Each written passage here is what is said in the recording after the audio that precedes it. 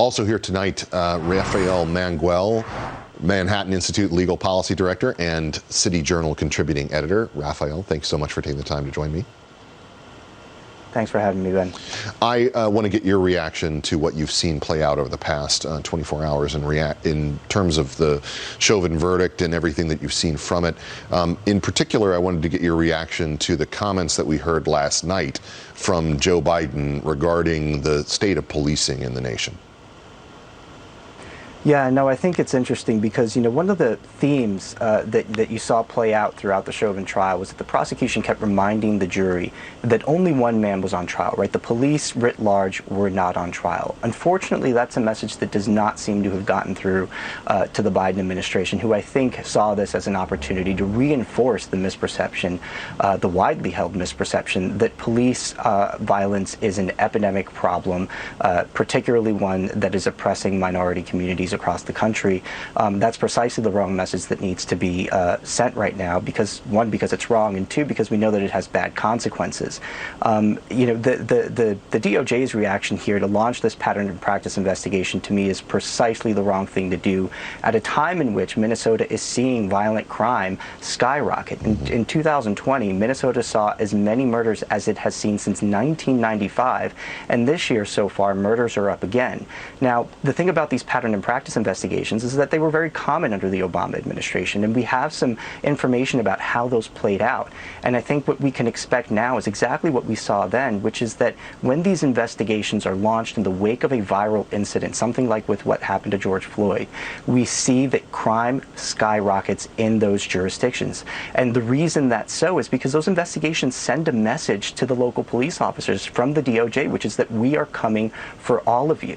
And that instills a sense of fear across police departments that makes them want to prioritize risk minimization over proactivity. And, this isn't just me talking here. This is something that's actually been studied, right? There was a study released last year by Harvard economists Roland Fryer and Tanaya Devi that actually looked at the effect on crime of pattern and practice investigations. And their central finding was that police proactivity levels went through the floor in the wake of investigations that were launched after viral incidents, and crime skyrocketed. 900 additional homicides, 34,000 additional felonies across a 2-year period in just 5 cities. Look, I know that you're someone who concentrates on this and pays enormous attention to the data that comes out regarding all of these things, and you frequently push back against the narratives that we see take hold within our media landscape. I have been disturbed by the way in which the media and Democrat politicians have repeatedly pushed this idea that what was seen in the incident of George Floyd's death was a representation of systemic racism. Anthony Blinken actually had a tweet out today on this point, saying systemic racism is a stain on our nation's soul. To me, I look at a situation like this and I feel like that type of rhetoric only foments additional racial violence and tension in a way that is unnecessary and is not in any way justified by what we saw in Minnesota. What are your thoughts on that and your reaction to Secretary Blinken's tweet? Yeah, I mean, it's precisely the wrong message to send. It's not justified. And in fact, what we know is that it creates vast misperceptions that are sincerely held by a growing portion of the American population. There's a recent study that came out from the Manhattan Institute by my colleague Eric Kaufman, which showed that a large majority, 8 in 10 young black men, believed that they were more likely to be killed by police than die in a car accident. This, of course, is completely at odds with what the data say. And it's the product of a media narrative that is incessant, that is nonstop, that continues to beat this drum.